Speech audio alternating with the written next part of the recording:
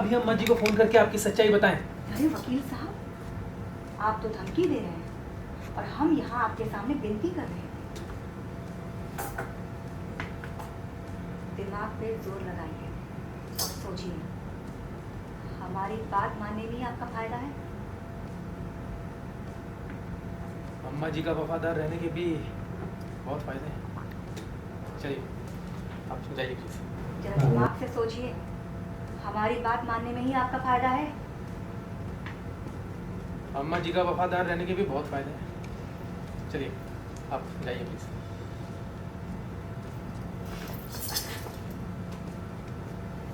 और अगर हमको नहीं बताया ना, यहाँ से लेकिन उसके बदले हमें ये जानना है कि आपके और अम्मा जी के बीच जायदाद को लेकर क्या बात हो रही थी।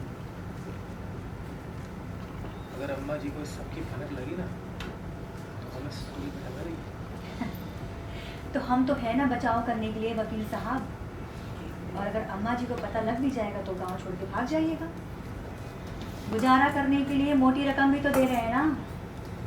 आप जा रही हैं या अभी अम्मा जी को फोन करके आपकी सच्चाई बताएं? अरे वकील साहब, आप तो धमकी दे रहे हैं हमको। हम यहाँ आपके सामने विनती कर रहे हैं। जरा दिमाग लगा के सोचिए, हमारी बात मानने में फायदा है आपका। अम्मा जी के वफादार रहने के भी बहुत फायदे हैं।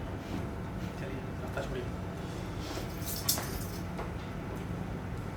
और अगर हमारी बात नहीं मानी ना तो हम भी अम्मा जी से कह देंगे कि वीरेंद्र जी के जिंदा रहते हुए आप उनके भरोसे का फायदा उठा के पार्टी के पैसों की हेराफेरी करते थे। ये जो वफादारी है ना आपकी, कोई काम नहीं आएगी।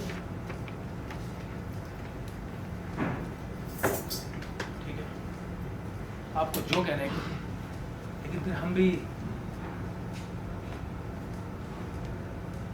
आपने अपने वीडियो सब कहा है ना, इसकी रिकॉर्डिंग सुना देंगे अम्मा जी को। वॉइस ओवर अगर अम्मा जी को पता चल गया तो खेल शुरू होने से पहले ही खत्म हो जाएगा। निकल गया।